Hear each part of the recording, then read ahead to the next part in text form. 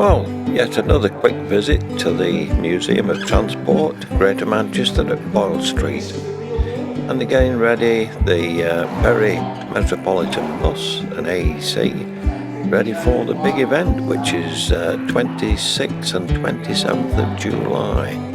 So there's been a big change round in the museum. One or two buses have been moved because they're having some roof work done, but it's opened up a little area on the left hand side which you normally can't see, and we're looking at it now, and that's where the repairs and the spares are kept. So this was quite an opportunity to have a shufty, as it were. Look at that superb bus. And you know, I keep saying it, but I'll say it again, I've never come across a collection of buses so immaculately kept. You know, the interior, the windows, the glass, everything gleams. And that's an old Crossley from Oldham Corporation that we're looking at. And I think they rob it now and again for spares. And a little bit lower, further down there, is the Hail and Ride buses that they've got. I think they've got two of them there.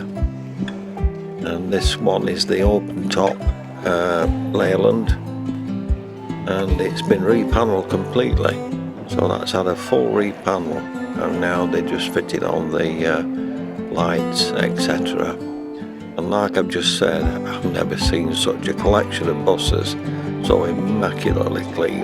Well done to whoever's responsible. Right, I'm not going to parry it on. It was only a quick visit on the Wednesday. We've thoroughly enjoyed it. I recommend it for anybody if you've got a free Wednesday, Saturday or Sunday. But I'll leave you with the video, and thanks for watching. That little road sweeper there has a fabulous history, and it was at one time at Manchester Airport cleaning the runway. I think that was when it was known as Ringway Airport at Withenshaw.